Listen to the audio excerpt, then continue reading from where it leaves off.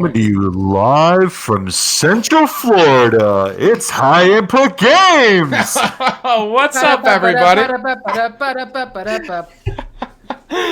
Guys, welcome. Today's Wednesday. It is October 14th, 2020. I'm your host, Chris Kodiak, and you're watching High Input Games. Below me today is the one, the only, Nick, the Wild One Gun. And next to him is the man in the know, Mr. DJ Mike, or we like to call him Mad Dog Mike every once in a while. But if you guys are Mad Dog Mike. If you guys are new to the show, welcome. If you're not, we're on our 8th episode, so hope you stick around and watch a few more of them, because hopefully we'll be here for a little while. But if you'd like to support the show in any way, we don't have any perks for you set up right now, but head on over to patreon.com/highinputgames, and eventually you're going to be able to watch the show ad-free. And hopefully that will help us in the future to make a better quality product for you moving forward. But past all the housekeeping, do you guys like video games? Us too. Let's have a conversation. So first up, our very first segment is going to be What is News Gaming, where we discuss some news headlines coming up in the news and all things video games, movie related. And today we have 3 headlines for you. Our very first one up, a big one that we've all been waiting for, Cyberpunk has gone gold. And that is something that we've all been very excited to hear. Not too much information has been revealed that we haven't already known for the last couple of weeks. However, they did reveal a little bit of a picture for us here. I'm not sure if we got it here yet. This is only a portion of the script. Guys, you've seen this now. You're watching the stream. What are your thoughts on how long something like this would take to write? Does this speak to the quality of the game we can expect? Before we get into anything, great intro to the show, Chris. Great intro. I mean, that thanks, came man. off. The way that rolled off sounded fantastic. Much appreciated. As we glide and stumble through these episodes, that was sweet. Moving forward, I would say to answer your question briefly, because that's a lot of dialogue. This is the type of stuff we expect from CD Projekt Red. The Witcher 3 was great. It was long. It was fantastic. It is reminiscent of when Grand Theft Auto said that they had 80 pages for every pedestrian in the video That was game. Red Dead. Red Dead. Was it Red Dead? Yeah. Yeah, it was Red Dead. And so having this type of dialogue is somewhat expected from what I believe could be. I know they've said that they've dialed it back single player wise to around 50 hours so that people will be more comfortable with finishing it this time.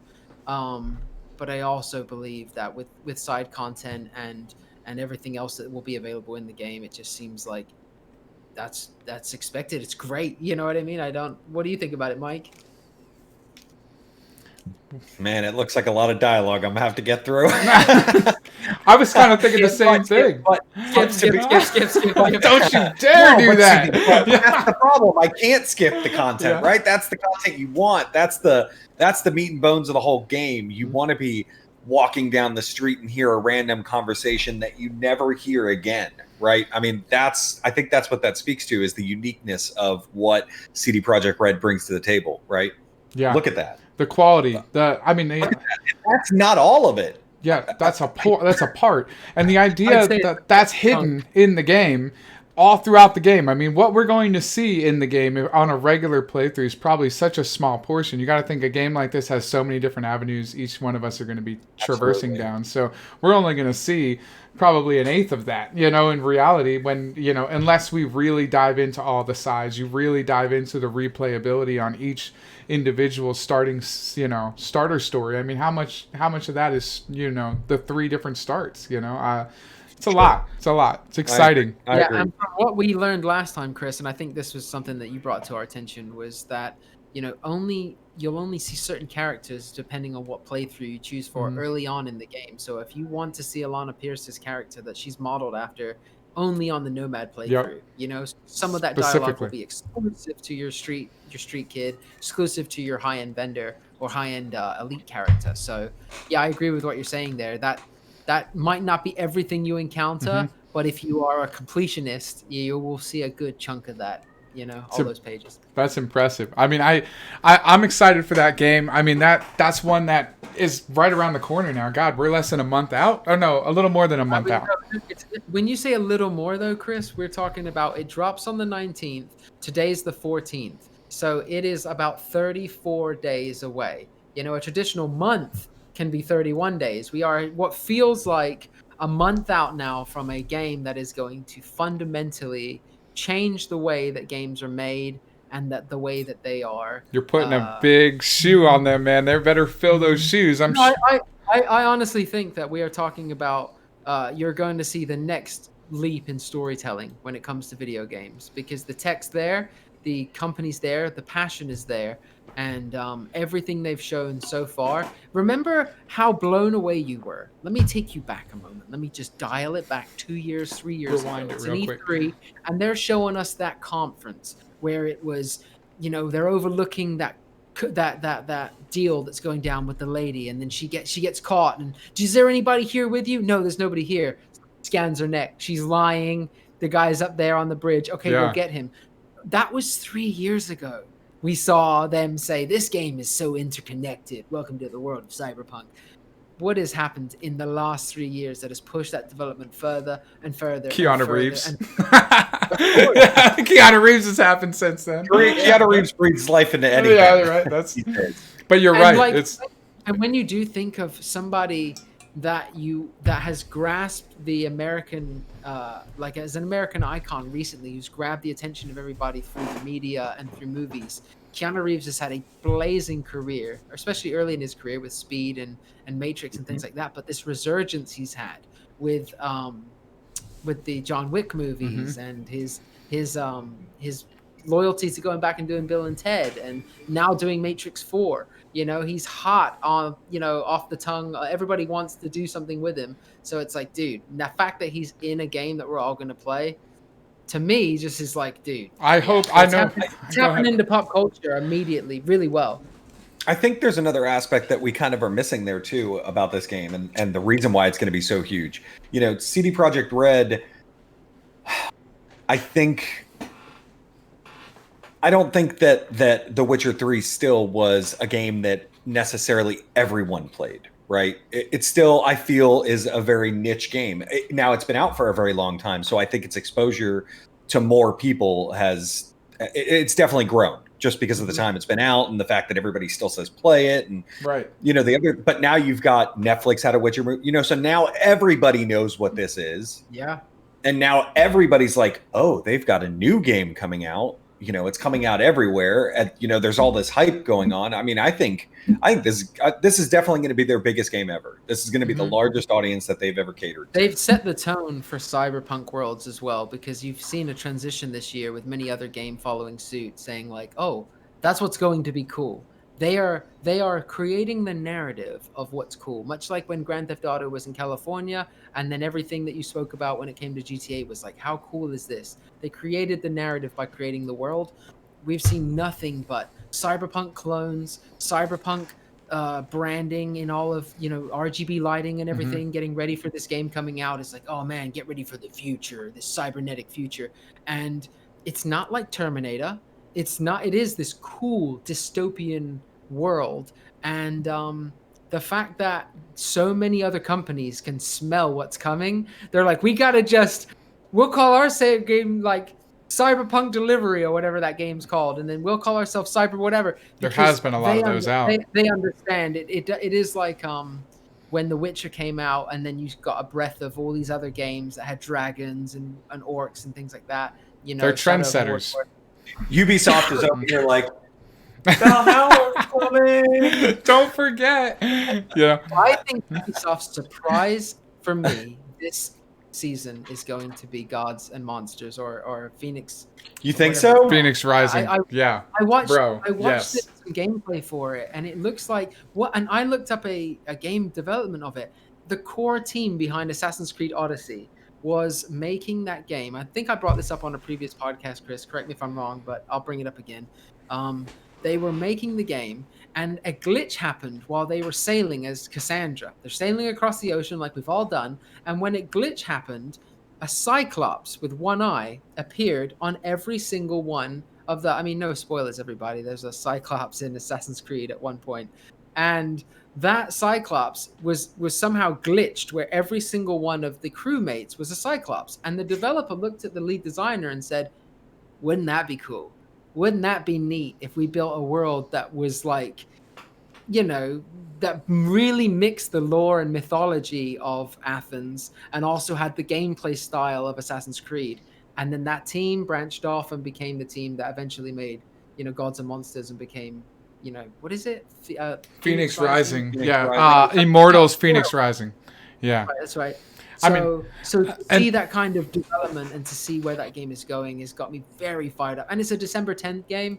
We talk about games you want to play over the Christmas break. I think you'll have already sunk your. If you're a guy that or a girl, if you're whoever, if you're a gamer that is like a day one adopter, like many of us are, you might have already sank your teeth into Cyberpunk for a couple weeks. You might have already played a week or two of Assassin's Creed Valhalla. But by the time Christmas rolls around, December 15th, December 16th, that's when I think you're going to be thinking, like, what else is there out right now that I can tucker into? I've got a week off work, you know? Well, and, if you are looking for another game and Yeah. you can't find something that you want to play, I'm gonna be like, There- shit. I only put 3 hours into Cyberpunk. what am I going to play? You know what? Yeah. As I was Huh? saying that, I was thinking, like, all those people who get a week off work and to be like, I got to finish this. I got to get We're into gonna be it. watching We're gonna be playing Cyberpunk when we get the chance. However, if you don't want to play Cyberpunk or you're done with that game, there is a little gem that we talked about last week, and it's Genshin Impact. And I know, Mike, you've played a little bit more into this game, and there has been a lot of news out about the effect and how much they've made over since this game breached. And they were doing very well. They're getting very high reviews, and the art style, very much like Immortals, Nick, is very otherworldly. Very their anime art style has really struck a nerve, I think, with their audience, and they're crushing it right now, man. They're absolutely Oh, yeah. crushing it. You know. Yeah, for sure. I For mean- sure. Oops. Nope, not that one. Hold on a second. Technical difficulties. We have a little bit of gameplay here strung up for Genshin that we'll watch here if you guys want to check it out. But as we were talking, Genshin's already made $100 million on since they've released as a free-to-play game. Yeah. Yeah, it's huge. It's happened very quickly, but it just goes to the quality of the game, right?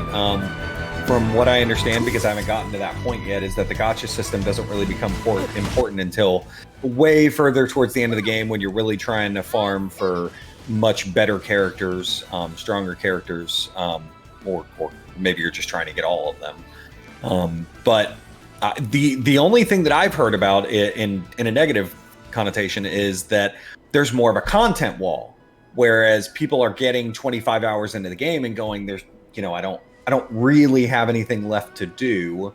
I've got my dailies and, you know, other things that come out every day, which I guess are still dailies.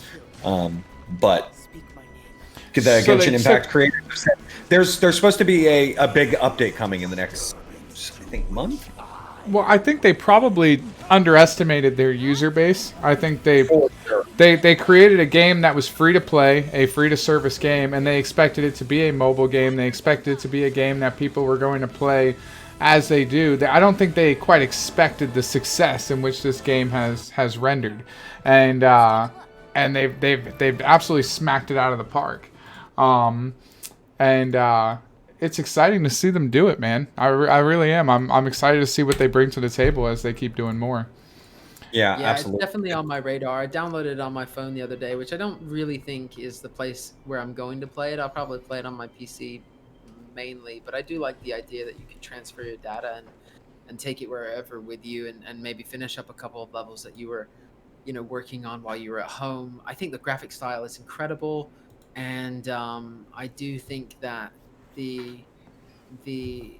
we spoke about it a little bit before the podcast, but I do believe that, let's say, even if this game required you to sink $10 into it, $15 into it, just to get past an area that was feeling a little grindy, I believe the style of game that they've given you, the quality of the game that they've given you, is easily something I would have spent $60 on. If they'd have said to me, you get all the characters, and it's $60 out the door.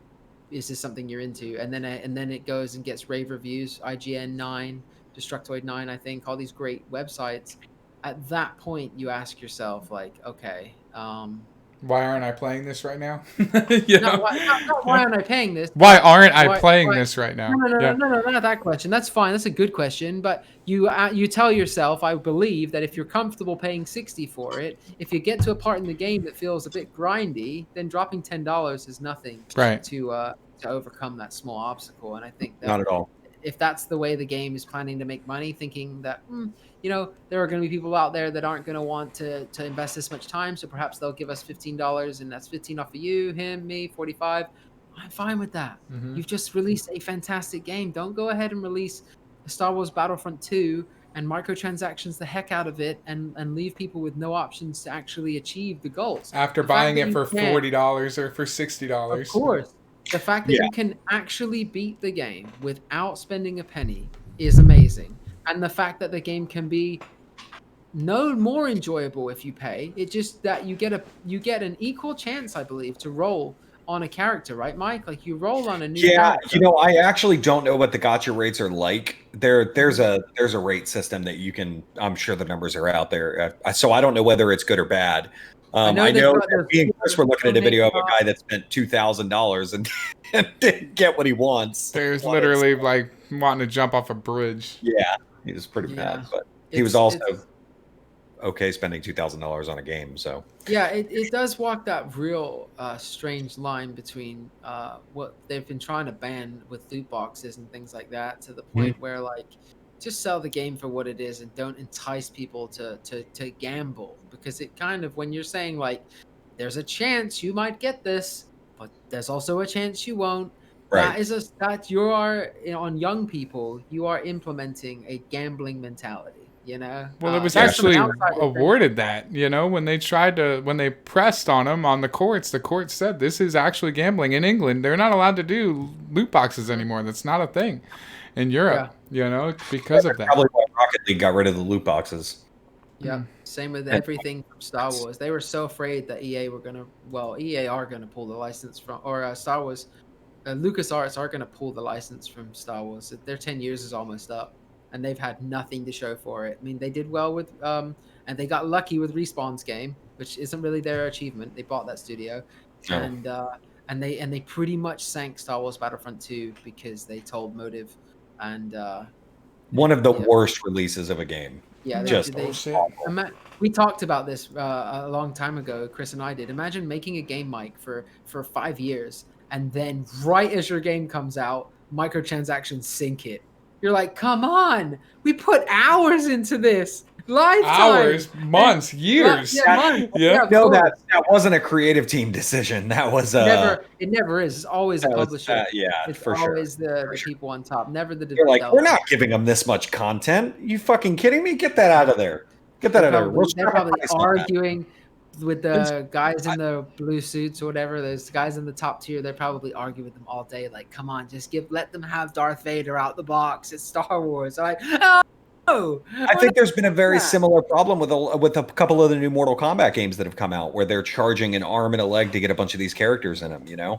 So yeah. That's really shitty, man. Because it's yeah, shitty. yeah, it is. That's all it is. It's just shitty. It It is, but EA is Known. suffering a little for bit bad because they're business. such a large company. I mean, Yeah. Well, speaking of EA, I guess not. Speaking of Ubisoft, that's a what we call a very weak segue, Anthem? huh? Anthem. Did you say Anthem? Don't even. I bring that still thing up. haven't seen a video of that. That's a Segway device that you a buy from remake. the gate. Yeah, I don't even want to get into it about Anthem, but Assassin's Creed dropped a new trailer today for their Valhalla game. It is a 7-minute gameplay What? deep dive. Extravaganza. Deep dive into the Assassin's Creed gameplay for Valhalla. But I would watch it right now, but I am skipping frames on our stream at the moment, boys. So what we're Yes, going you to are. do is we are going to have a post-show watch party with Valhalla that you guys can check out on our Twitch and our YouTube after you watch this show. If you guys want to watch us, we'll do a live watch after the show, watching Valhalla. One of my buddies here who have a much superior rig to my own, that hopefully that won't be happening and you can watch it in full quality. But we're going to move into some content that we actually can discuss. Nick, I know you have your wheel and pedal sitting right in front of you. Scissors. Yeah. I saw them sitting over there, and I grabbed them. And I was like, "Why am I holding these?" He's going to cut that neck of his shirt a little bit bigger. Yeah. Well, first of all, I was thinking like, yeah, I saw the stream get pixelated for a few minutes, Yeah. and I was like, well, if everyone else is watching this, I'm sure they can't see the Genshin trailer either. But then I didn't know what was going on. So technical difficulties are going to plague us, but that's why we do this, guys. That's why we're not super live yet, but live enough to where you may have stumbled upon this accidentally. And I think hopefully you like us. honestly that the organicness of when a problem comes up like this and how we organically seem to get Feels human. ourselves around it is the only way you can handle something like this. Yeah. True. So talking about the wheel and pedal, what were you going to ask me? Well, this is our next segment. Brings us to our next segment, which is late to the party. This is where we like to discuss a game that maybe we missed. Maybe there was some hype around it back a couple years back, maybe even just a year ago. Maybe it came out this year, but we just haven't got around to playing it yet, and it just kind of got washed by the wayside. That one of us has picked up, and we think you guys should know about it, and it's worth buying for what is considered a pretty steep discount for a pretty good game. And our first game that we're going to discuss till late to the party is going to be Forza Motorsport 7. And Nick, you've been playing quite a bit of this game. You got your setup here in front of you. So can you tell our viewers a little bit about this game and how damn good it is? Is it really worth the pickup? All right, absolutely, guys. Where do I start with my venture into racing games? So I started with Project Cars. I started a long time ago, Gran Turismo and all that. But Yeah. recently, when I purchased this wheel, it was really for Project Cars 2 because at the time that was the simulation racing game that I was interested in. I didn't at that time own a PC. So flash forward a few years, this thing's not getting used because Project Cars was good, but it felt like the game over-exaggerated its driving mechanics, so that once you lost control in that game, you never really gained control again. And I thought that was just how games were really basically supposed to behave. But when I was deep diving into some forums last month, I saw when comparing, now again, I could never compare Forza 7 to Project Cars 2 because I had a PlayStation. But once I got my PC and Forza 7 came to Game Pass, all right, we already had Forza Horizon 4 on Game Pass. So if you wanted to drive around England and street race and all that, fantastic. But the difference between Forza Horizon 4 and Forza 7, Motorsport 7, is that the physics are more dialed in. The handling is more dialed in on Forza Motorsport 7 to make it feel like you're actually racing a car around a racetrack as opposed to an arcade style game. I would compare Forza Horizon 4 to like a Need for Speed versus Forza Motorsport 7 is comparable to Gran Turismo Project Cars. Now Project Cars 3 just came out and it is being just chopped up by everybody who plays it. It has apparently gone the way of an arcade racer instead of going the way that it was originally going, Project Cars 2, a sim racer. And so fans are all over the place now. So everyone's scrambling to find their next racing game. And it seems like Forza Motorsport 7 dropped at the perfect time to become accessible to everybody. So there's a beautiful career mode in it. I think you have 6 to 8 trophies that you have to unlock. And every trophy and career mode that you choose has you starting off in different vehicles in different race classes. I like that. Open wheel classes like Formula 1 to tuner cars from Japan, cars only bought in the US, muscle cars bought before a certain year. Just really fantastic. The weather effects in the game are second to none. The rain is fantastic. The way the rain builds over time, the perspiration on the ground that you can see as if you're in like Sebring, Florida, that track we have in Sebring. Where is it? Yeah, Sebring. In Sebring, yeah. In Sebring. Yeah. The track when the ground is hot and it starts to rain, you really get that mist that you get here in Florida, and it was really impressive to see that. Handling wise, as far as the way it's compatible with a wheel and pedal, second to none. Clutch works at 100% compatibility. So if you choose to drive with a shifter and a clutch, That's a without big difference from Project Cars. Project Cars didn't have a working clutch in their game. Never. They said they had the clutch available, but it was never working. So every time I would not initiate the clutch and shift from first to second, from second to third, nothing, no damage to the car. Didn't even need to touch the clutch. If you push the clutch, it said neutral in the display, but it was never good enough for me. Now with this game, if you don't use the clutch, you hear the grinding of the gear. Every grinding of the gear is 4 to 6% of transmission damage. You do that, 6 times, 7 times throughout a race. You're at 50% damage on your transmission. Now you can't go into certain gears. Now you can't match revs correctly. So as you shift into 5th gear, the car goes slows down and then speeds up again because it's really struggling, forcing you to go into pits. So this is a game I highly recommend if you're a racing enthusiast or if you just like gaming in general and you don't have a wheel and pedal. I've heard that it is very well optimized for a controller, much better than Assetto Corsa, which is a game I will be buying probably within the next week. I've heard that Assetto Corsa is the real driving physics game. Like if you wanted to know what it feels like to drive a car, apparently that game gets it amazingly. They have that at Andretti's here in Orlando. Over at Andretti's, they have Assetto Corsa on all their actuators, and they have VR headsets on actuators, and that's the game that they use to play that game. I think that's what we played at Mind Immersions too, if I'm not mistaken. Isn't that what they have? I think so too. I just think that and people might argue with me on this one, but I believe I'm having a much more solid experience playing it on an ultra wide monitor, sitting a foot and a half in front of it with the wheel and pedal, than I was being thrown around on that chair. It felt like an experience, but not something I would want to do every single time I'm racing. I quite enjoy sitting right here, screens no further than where my thumb is here, and I feel fully immersed. So, I would like to try out Assetto Corsa. I do think it was on Game Pass at one point, so I'll check that out. And then finally, that Beam NG game, that Soft Body Mechanics, I'll probably have a report for you guys on. We'll check that out.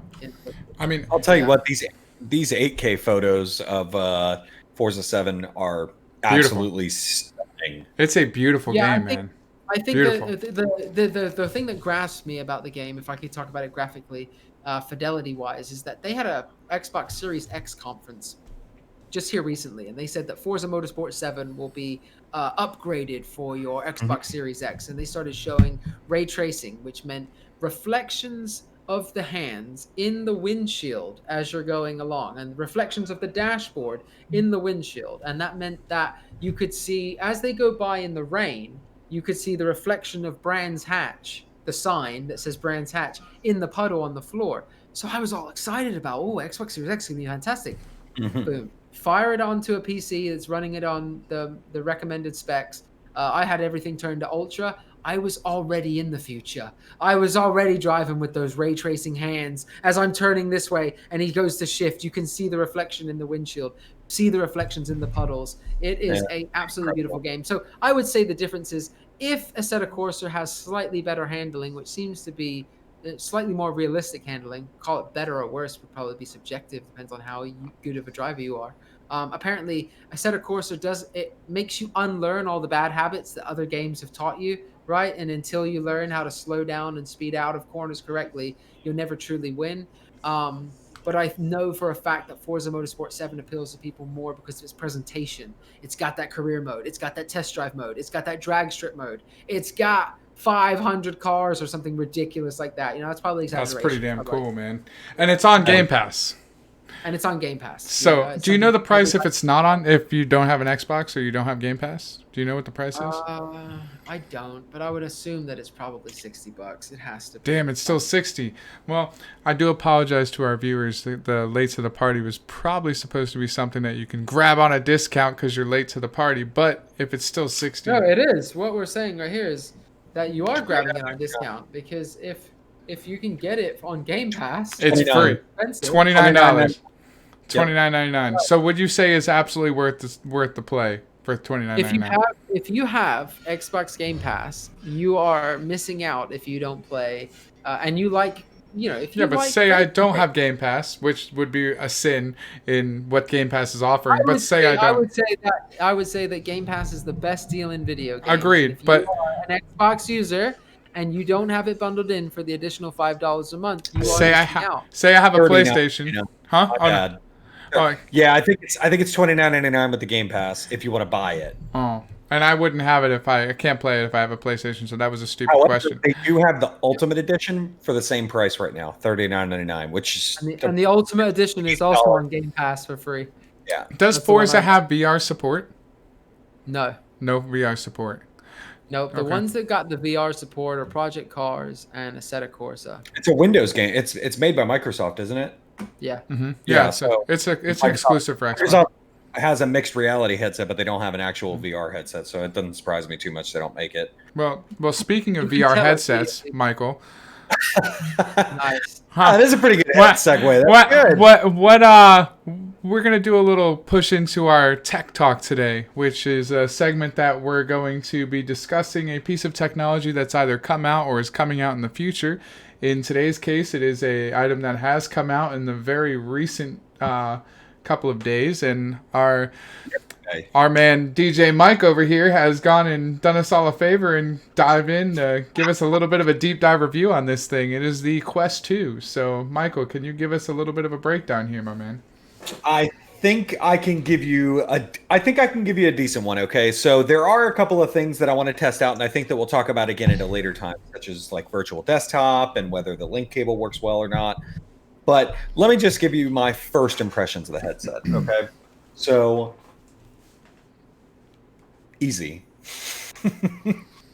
I don't know that I can explain it any better than that. It's just easy to set up or it's easy to use. Extremely easy to set up.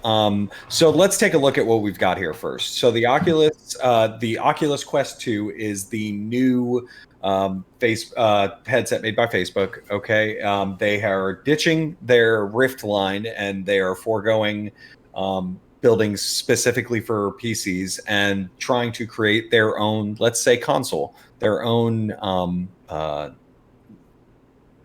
They want to make access to VR as accessible as they possibly can. And for $299, it's really hard to beat. It comes with Qualcomm's new Snapdragon XR2 processor that is made specifically for VR. This chip was literally built from the ground up, just to be made for VR. Samsung uses it in-house for all of their VR needs. Comes with 6 gigs of RAM, which is about 2 gigs more than the last headset at 4. We're looking at 1920 per eye.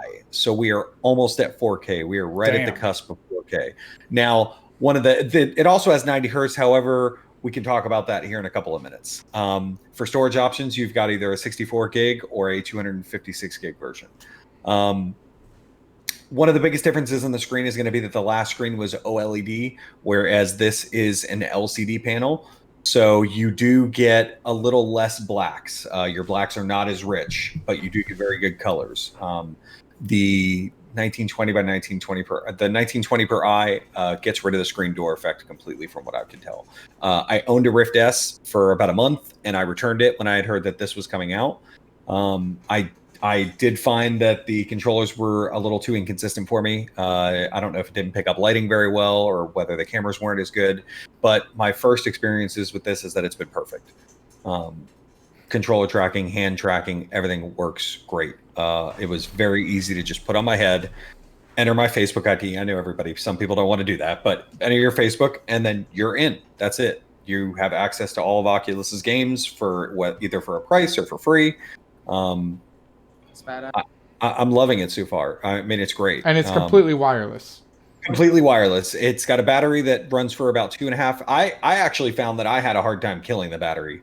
I wasn't able to in the couple of playthroughs that I have had in it so far. I say that, but let's say 10 playthroughs that I've had with it so far. I have yet to be able to kill the battery. And most of the time I put on the headset, I play for half an hour and I look at it and it still says that it's got 3 bars. So it's working out nicely. Now, I bought a battery pack to put in my pocket. I thought about it, if I was really having a long session or something like that, I could just plug that in and still move around freely. So now, say your battery's dying, can you plug into your PC and run off your PC power supply? You could just use Yeah. the link cable, which is used to play the PC VR games, which charges and plays at the same time. I guess if you had a long enough USB-C cable, you could just plug it into the wall, a wall outlet, and do the same thing to charge it, because the battery pack charges it without a problem. So I don't see why that wouldn't work. So the 90 hertz refresh rate is interesting because that is still a beta feature. It's not really available yet for the apps on the Quest. The only place where you can use it in 90 hertz is the home menu, and you can definitely tell. I mean, it is perfect. The movement is so smooth. And I think them getting rid of the old home menu where you actually had a house that you move around, it really gave them the extra oomph needed to run everything they can. Are they planning on introducing that 90 hertz into the gameplay? Yes. Yeah. Yeah, absolutely. Yes. And what did you Yes. say the hertz? What's the refresh rate right now?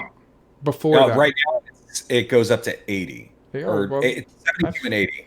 that's pretty damn good. Still, that's not too bad at all. Yeah, fantastic. I mean, it's more than 60. Yeah, that's great. Now, the difference between OLED and LED is great. I mean, there's a huge difference in that. Are you noticing a big difference in not having OLED and? I thought I would, but I don't. I don't. I mean, that the resolution is such a massive increase that I think whatever negative effects you would have had from changing that display out, you just don't notice them. It That's looks interesting. fantastic. That's really interesting. I guess now that I think about it, when you first put the headset on, it comes up and it has like these little 3 loading dots that go through, and the background is black. And I guess thinking about it now, it is a little more gray than it is black. So That's like my So television isn't OLED. Nick's television is OLED, and the difference is when tell I a difference. huge difference. Yeah. Like The that's TV looks like it's off, but Right. it's not. Right. When nothing's on screen. well because the pixels are off on OLED. They're not just it only faded. lights what it's using. Right. Correct. Right. So that's why I'm curious the difference in that. How much? Because those deeper blacks, I feel like, especially when it's right in your face, would make a bit of a difference. But let's talk about why they had to make some of these decisions. So one of the biggest gripes about the headset has been from the what they changed out for the headband. Okay, it's this elastic piece right here that you still strap the top up just like you did the old one, and you use the back here to either tighten or loosen. Okay, so it's a little bit more cheaply made. Obviously, in order to get down to that $499 price point and have such a powerful headset with so many great abilities, you kind of have to shed some fat somewhere. You have to trim it. $299.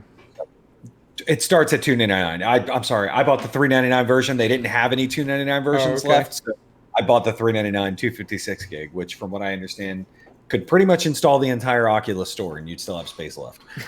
Jesus. So that's one of the areas. They do make what they call their Elite head strap that comes with something that's a little more like the Rift S or the original Rift, where it cups the back of your head. It's rubber, just easily. It's pretty game changing as well. Yep, it is pretty game changing. These things just pop right off on the sides, and then you just put it right on there. One thing that I can tell you is much better, and from the Rift S, is the sound. The sound on the Rift S was absolutely god awful. It was terrible, and the microphone made you sound like you were a robot. The microphone issue has definitely lessened. The microphone is good, But it's not but great. remains. It's good. The microphone is good. Okay, the audio is much improved. It's much louder, and it feels like it's much closer to your speakers, to your ears. The controllers themselves, I love them. They are much more reminiscent of the Oculus CV1, which was before the Rift, which was one of the perfect headsets. So it's a mix between the Rift S and the CV1 together, and it's amazing. They feel fantastic. The only gripe that I think I have was I thought there would be a little less light bleed through my nose. I am getting a little bit of light bleed through my nose, but I am going to buy. Facebook bought, I think, VR Cover as a company. And so now VR Cover is making the Oculus replacement. The nose bridge. The whole face cover. Oh, okay. So, and that'll come with a better nose bridge that'll go over it and block out some light. So those are cheap though. I think those are $20, $30, $40, something like that. So I'll pick up that, and I'll pick up an Elite head strap to see. I actually don't hate the strap. I'm really not having too much of a problem with with the current strap. What's But the problem people are having? Is it slipping? Bro, I don't think there's a problem. It's just how much better the other strap is. Yeah, I've heard the other one so is many definitely rave more reviews. for a long play sessions, I could definitely see where it may get a little bit uncomfortable. But when you're playing it for an hour, I don't think you really notice it that much. What games are you looking forward to playing on it? Beat Saber. I really want to play Saints and Sinners. I really want to play. I think I'm going to pick up Star Wars tonight, Vader Immortal. I want to play that really bad. Echo VR, of course. Echo Combat is my shit. I do need to rebuy all my games. So that was an unfortunate thing that I should have known because it was out there, but I didn't really pay attention to. But that's okay because the next step is that I want to try Virtual Desktop. Now, Virtual Desktop allows you to get a full PC VR experience over Wi-Fi, and you can also set it up to do it from anywhere outside of your house. But it allows you to tap into your PC without any wires over your wireless connection and play all of your PC VR games. So that's like Half-Life Alyx. You can get big screen beta inside of Steam. You can use all of Steam VR. So I'm going to be trying that out, and I think the next time when I've played it a few times and I have an opinion about it, then I'll let you guys know what I think. But as of right now, I love the headset. I think That's for great, $299, I think it makes it accessible to almost anybody. Yeah. I mean, really, and I think that it definitely. You're going to see a lot more AAA games from it because now there's a headset that everybody can buy, and so you've got Ubisoft saying that they're going to make a VR Assassin's Creed and a VR Splinter Cell. So they've already come out and said they're making games for it. So we'll see what we get. We're here. I mean, we're here. First headset. There is a game that is a new game impression we wanted to discuss on this episode that Nick has been diving deeply into, so we can get into your ideas on this game. And Mike's going to be buying it tonight. Maybe y'all can do a little multiplayer let's play on it. But and it has VR capability. We haven't quite seen it yet, but that's Squadrons, Star Wars Squadrons that has just come out. It's an EA Motive game, and current price at GameStop is only $40, and it just came out. It actually dropped at $40. And Nick, you've been diving deep into this. Why don't you give our viewers a little bit of your first impressions on Star Wars Squadrons pre-VR, because I know you're interested in seeing it in VR as well. What do you think? Yeah, I'm super interested to see how it works out, because if it's anything like how it runs without it, it's going to be a treat. Star Wars is already a hot property. I mean, this game could have been a 7, and I think that Star Wars would have been enough to push it over the edge, but it's not. This game really is a fantastic space simulator. It's called back to the original games that were on the PC, Mike, if you recall, like TIE Fighter and things like that in the 90s. Because it's first person only, it allows you to really feel like the element of competition is fair, because you know that they can only see as much as you can see. Now, granted, if you have a VR setup, I believe you have a 20% edge, because you can track a little better with your eye than you can with... I don't even think you can really when you're flying. But the game really surprised me, because originally the 5-on-5 combat was kind of disheartening to me. I didn't think it was going to be enough. But when you get into the fleet battles and they add the additional AI, that's when you really start to get into the nitty gritty of it. And there's a real game here, like an amateur can fly an X-Wing, no problem. But there's also, if the more time you spend with it, the quicker you'll find yourself cutting fuel or cutting acceleration and doing a 180 and hiding behind a piece of space junk and waiting for an X-Wing to come down and then chasing after them. And the way that you can change all of I've only just recently this week got into changing the engine on the TIE Fighter to make it a little bit faster, but it makes it, not as resistant to laser fire. And it takes away from the shields when you do that. Yeah, it's little things like that. You can have it all balanced as it is in the beginning, but for my X-Wing, my X-Wing isn't my bombing ship. I use my Y-Wing. So my X-Wing has the hull that is more resistant to laser fire. And because you're taking a lot of laser fire as an X-Wing pilot, because your main job is to take out TIE fighters. And so my A-Wing and my TIE interceptors are obviously faster, than they should be. Most of my stuff has a repair module because I think it's important to be able to repair your ship mid-battle. But yeah, the tug and pull of gameplay is fantastic. The fact that you've got, one moment you're attacking space fleets, and then as soon as you've done so much damage, the battle retreats now to a dogfight, and then whoever kills the most amount of dogfights or enemy ships in that time then gets to attack the enemy ship. So it's sort of like this, oh, we're getting closer and we've just done an attack and now we're dogfighting, and oh, we lost that dogfight, so now they're attacking our ship, and vice versa. And I really do like that tower defense gameplay style of it, where you have It's almost to like just- Rush. Yeah. So my question for you, Nick, is there enough content for EA to say they're not going to make any more? Is there enough content to? I think for the Is the $30, replayability there? yeah, I think for the $30 that you can pick it up for currently on additional gaming websites across the internet, I don't believe it's not. I don't believe it's not worth its weight in gold. It's got a 10-hour story. It's only got 6 maps, but those 6 maps do vary if you're playing on a dogfight mode or if you're playing on a fleet space mode. I don't believe this game has enough to pull you in for a long period of time if you're not a fan of Star Wars and if you don't have that affinity to be an X-Wing pilot. I've heard a few gameplay reviewers who gave it a 7 say it's great. If you love this kind of thing, it's not really my jam, but I enjoyed what I got out of it for the few hours I did when I was playing with my friends. So for those type of people, I would probably suggest waiting until it's $19.99. I imagine that won't be much later than Christmas. That will be like a great thing for them to do, to say, hey, it would probably be $29.99 on console, but $20 on PC. So if that's how you feel. But for me, being a Star Wars fan and loving flight simulators as much as I do, and if you have a flight stick, if your flight stick's been sitting on the shelf since the first 2 weeks you played Flight Simulator, dust it off and bring it back to the PC and play some Star Wars, because you won't. I don't think it's more fun than I think you'll remember you had with Flight Simulator. Flight Simulator, very fun, exciting, right? very, but this idea that you cut your throttle to half speed and now you have more maneuverability, and then you switch your engines over to full throttle and now you're blasting away, and then oh no, I'm getting shot from behind, so move all deflector shields to the rear, and then oh, we're going to bomb that assault carrier in front of us, all deflector shields to the front, and let's drop bombs. You know what I mean? So in VR, am I actually initiating that stuff by pressing buttons on the console? Oh yeah, dude. Let me pull this. That's terrifying, to be honest with you. So, That's awesome.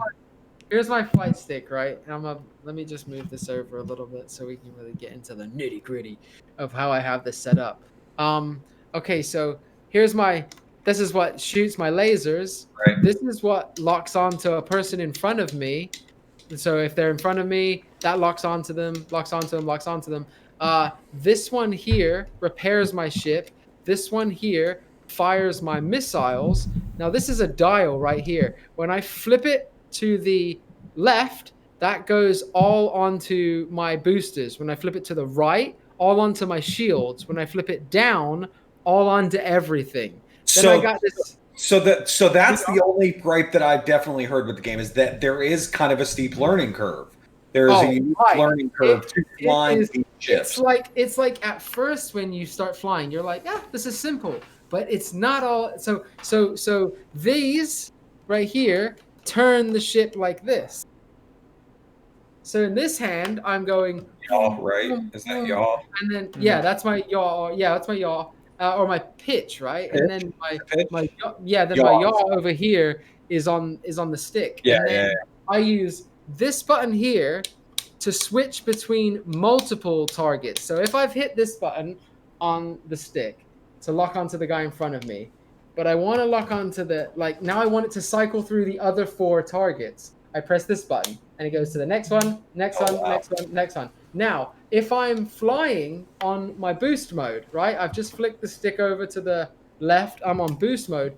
When the boost is charged, my pinky finger is the boost mode, Chris. You see this right here? So I literally shove it forward and then boost like that. Now, if someone's shooting me from behind, and I need to lock onto the guy who's shooting me, this button here, right, locks onto them. So I never take my hand off of this. I'm boosting, moving to a different person, locking onto the guy behind me. Now, on this sidebar right While here. flying with your other hand on the joystick. Yeah, buddy. And spinning with my 2 fingers here, right? Because I do things like this. Yeah, that's Right? too much. That- man. Now here, That's here, if I press this button, it's rear deflector shields. If I press this button, it's front deflector shields. If I press this button, it's all deflector shields. And then this button here, when you push it forward, is the countermeasures that shoots out the smoke when you're being locked onto. Ooh, I don't know if that's going So- to get a buy or Yeah. not. In all honesty though, Mike, if you have the VR, all of those options will be in your cockpit. You know? Right. Oh, it's so. I mean, they They're are at- and they they're at my aren't. virtual He's not pressing them with his fingers. You know what I mean? He's still gonna need either a keyboard, a controller, or a mouse or a joystick. Oh, really? So I have to be sitting down. For It's all not of like No Man's Sky where you have your throttle and your it. No, it's more like what's the water Elite game? Dangerous and all those games where you sit with a Subnautica. Subnautica's like that. I have to use a controller for Subnautica in VR. Yeah. So again, would I That's kind of recommend wacky. it? I don't like Would I that. recommend now on the joystick, on the controller, it's very well set up too. You hold X and that brings up your rear deflector. That brings up a menu on the screen that says, how do you want the deflectors, front, back, or middle? And then you just flick this up and then let go and it's on the front, flick it down. So and it's on the mapped. back. It's mapped very good on a controller. Perfect.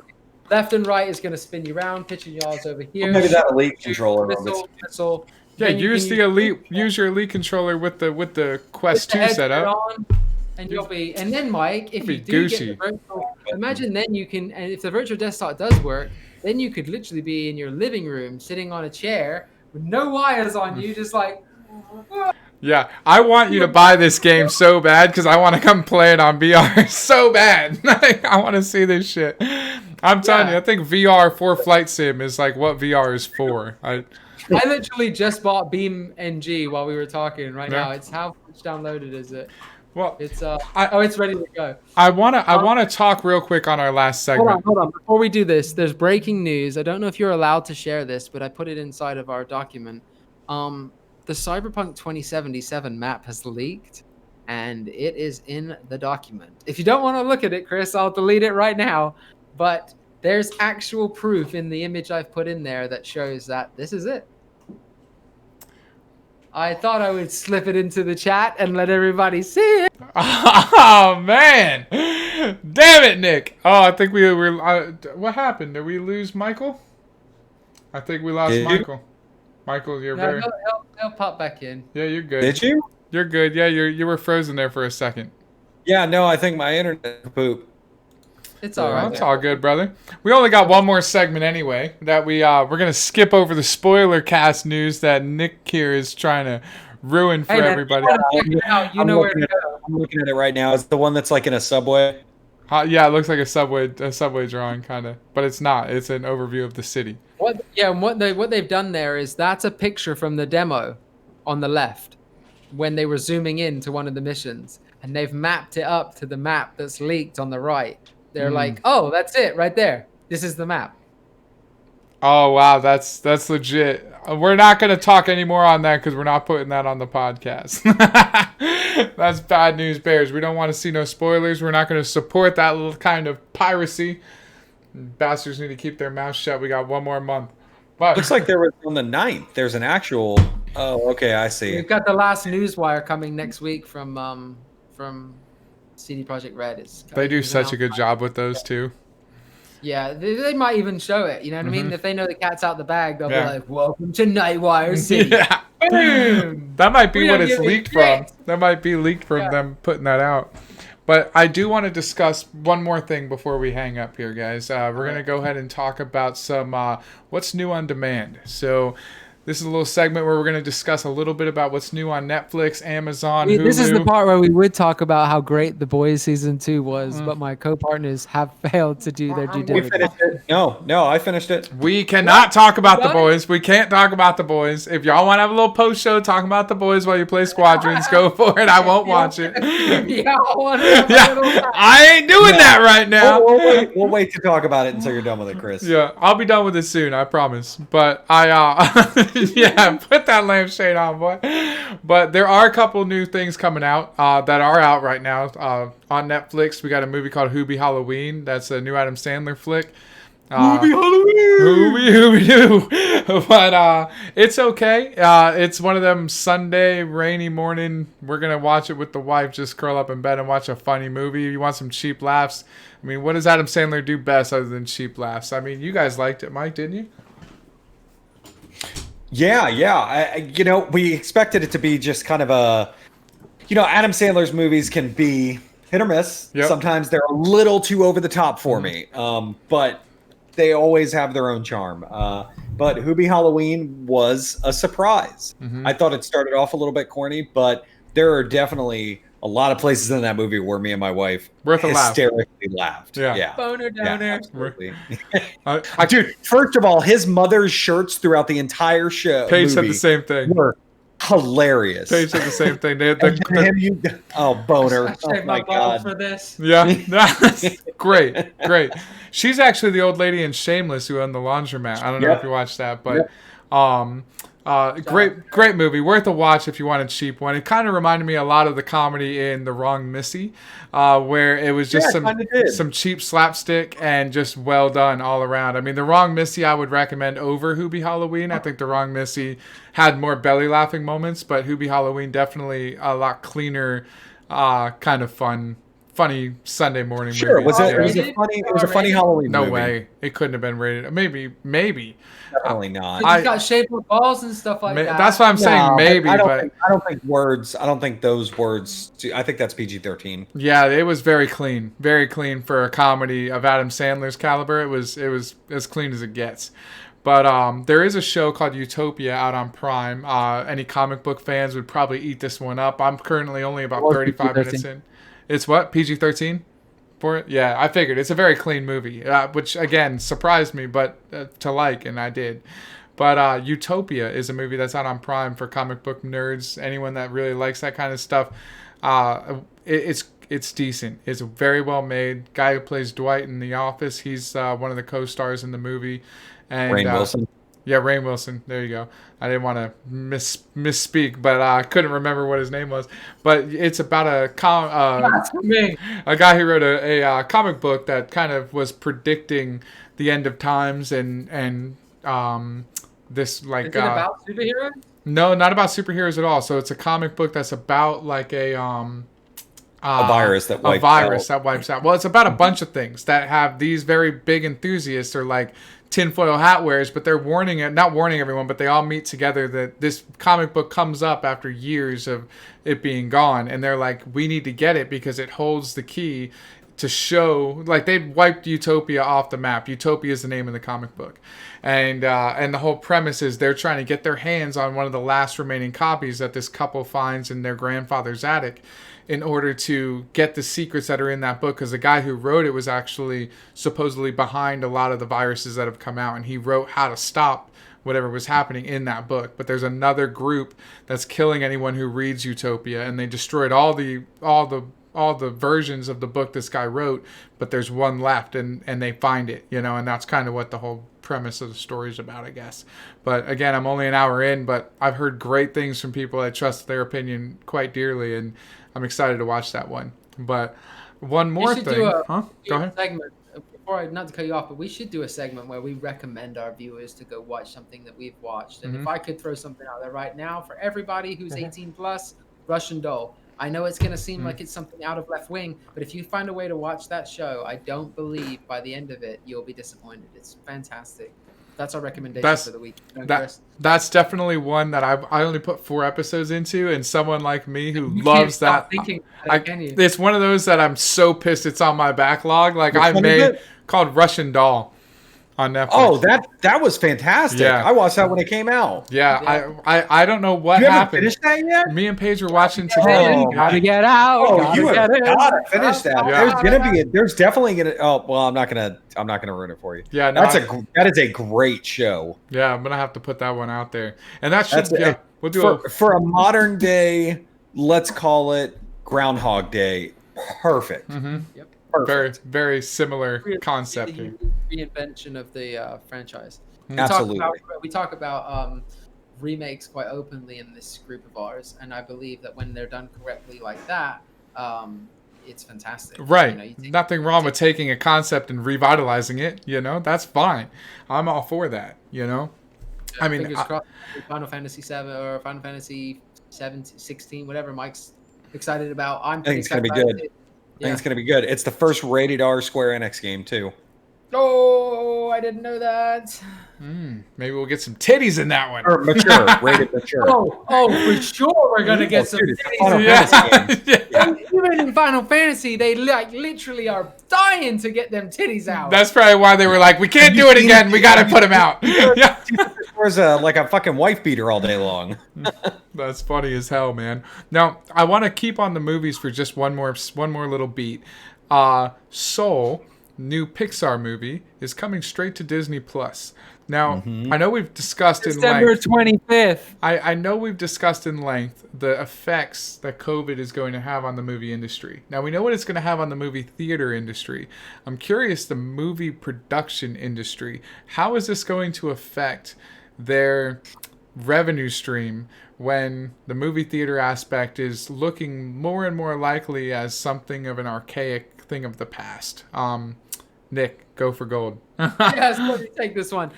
Just realized recently that when a company puts their movie on demand, they get to rake in 80% of the profits as opposed to sharing their profits with the distributor, who often takes around 38% sometimes of the profits to distribute a movie throughout the country. I believe the additional money that we're losing is going towards advertising and other things like that. But the traditional budget, when you put a movie on demand, is that you get 80% back to the development team. They're now finding that people are more inclined to spend their money. They're more comfortable because of COVID-19. I think they were getting comfortable before COVID-19 because if I've said one thing and I didn't make it up, this is a generation of convenience, 100%. And when you've got people who can now watch a movie, like you can charge me almost twice the price now for a blockbuster movie, right? So the ticket for me to watch a movie used to be $10, $11.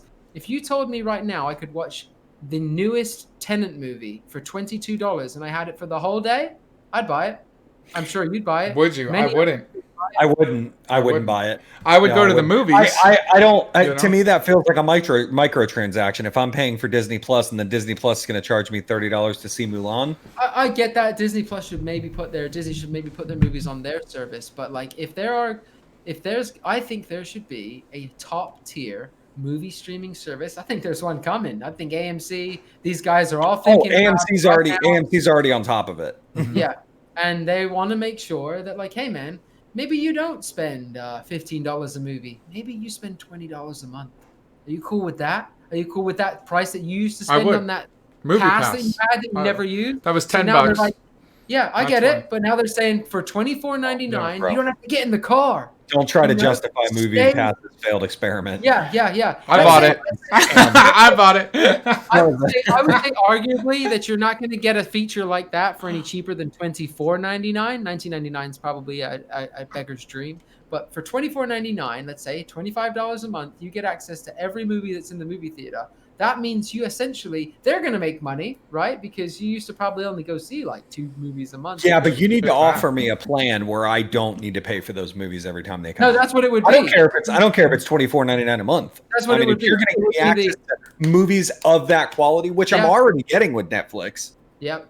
I mean, let's be real. That's the problem, Mike. That's what I'm Yeah. trying to say. Is that we already have Netflix, we already have Hulu, we already have all these things. How are we going to sit here and say, "Hey, Tenet's coming out for $22," but if I wait 3 months, I'm going to get it for $1.80 on Amazon? Like, I don't know if it's 3 months either. Like we're talking about, they will withhold the rights to like when AMC makes their own streaming service, they'll hold the rights to the movies for like a year. and then they'll trickle them down to the streaming services after that, so that they have a monopoly on new movies. And so when that it'll be That's gonna Universal. suck.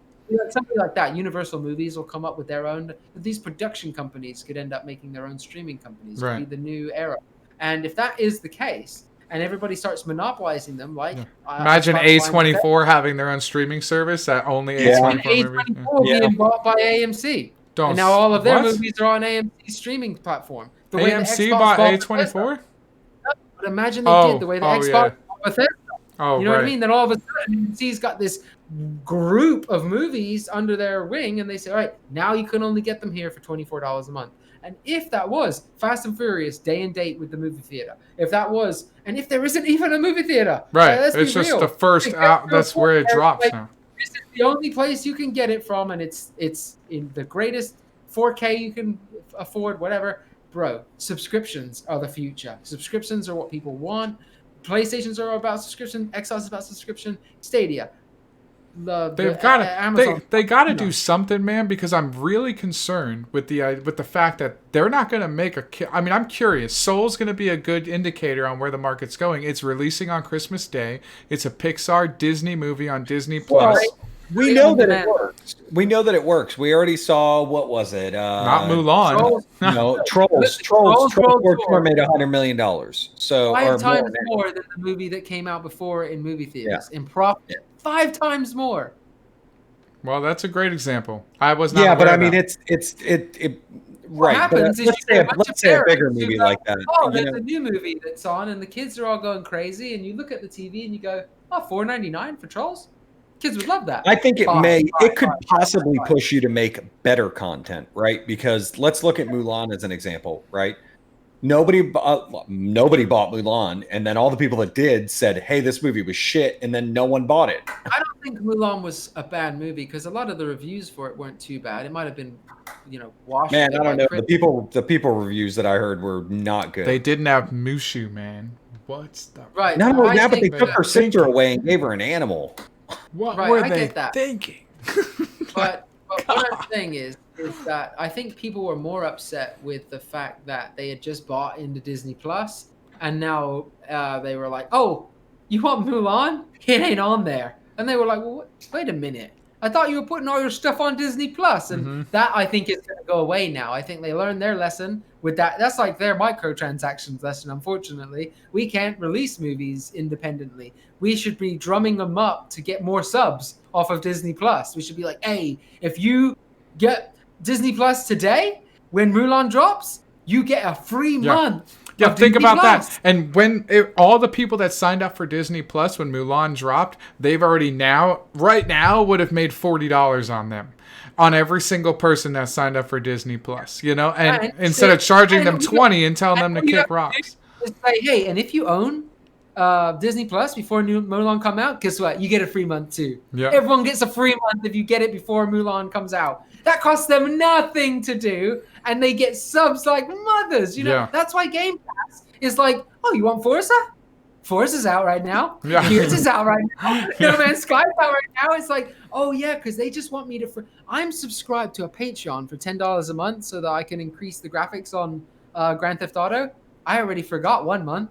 Subbed, baby. They got me for $20 already. You know what I Damn. mean? That's what's happening across the country. Damn. So, That's amazing. like, it is very, very amazing. So if it's happening on this level, how many 15, 16, 13-year-olds have said, "Mom, I want your card for Xbox"? Imagine this. Cameron, my son, goes through sometimes before he settled in on his final account, 2 or 3 accounts. Imagine the mom that gave a signed up for Game Pass on this account. Now he has this one and this one. She doesn't even know she's subbed to that one. So she's paying for 3 accounts every month.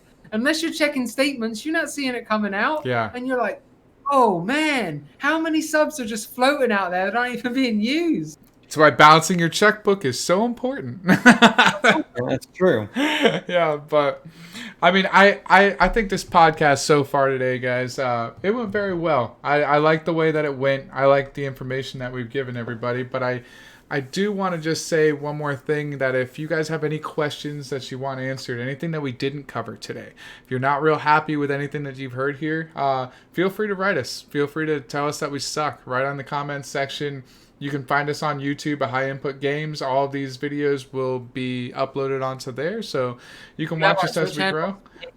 Yeah, our Twitch handles are right below our name. You'll get Mad Dog Mike. Yeah. If you don't get something nice to say, we sick the Mad Dog on you, and you certainly don't want that. Yeah. But check us out. We like playing games, so we'll be on. You can find us on Twitch. We play together all the time.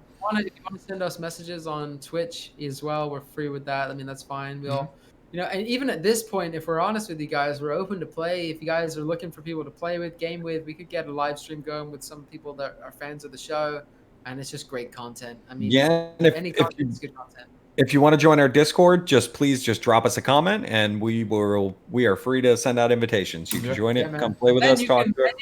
You can suggest things that you want to, content that you want to see. You can suggest games you want to see us play. You can suggest, if you want to see us cook breakfast, whatever. Who cares? We'll figure it out. We'll do it. Put some content. I mean, this whole segment that we're supposed to be in right now is called Higher Input, and it's supposed to be about all of you writing in, and we'll be answering your questions in this segment. And right now, we don't have anyone writing us any questions, but that's okay. That's okay. One day we will. One day we will. That was, how do you set a Logitech shifter up with multiple gears in a truck simulation, American Truck Simulator? And the way that's done is right underneath the H pattern shifters. You're going to select transmission, H pattern, then you're going to select, and this question was submitted. Oh, I'll get it later. We'll put it up in the post show. Yeah, we'll give it to you. We'll give him cred. It's H pattern shifter. You want to do fully automatic, and then right beneath all of the gear numbers, after 7, you'll see toggle second. I think it's called like toggle second set, toggle first set. And you just want to set one of those to either button, and then basically you're going to go first, second, third, fourth, fifth, sixth, press a button, for 7, 8, 9, 10, 11, 12, press the other button, 13, 14, 15, 16, 17, 18. So that's how you go all the way up. Like that, and it's exactly as it would have been in a truck. You're going to still have your reverse to the far right on every single gear, on every single patch as well. It'll just be reverse 1, 2, and 3, which are all the same torque. So that's how you do it. It's very simple. Our first Higher Input question has been answered. But guys, it was a good one tonight, and I just want to wish everyone luck on their endeavors this evening as Mike tries to figure out the Quest 2. And Nick, you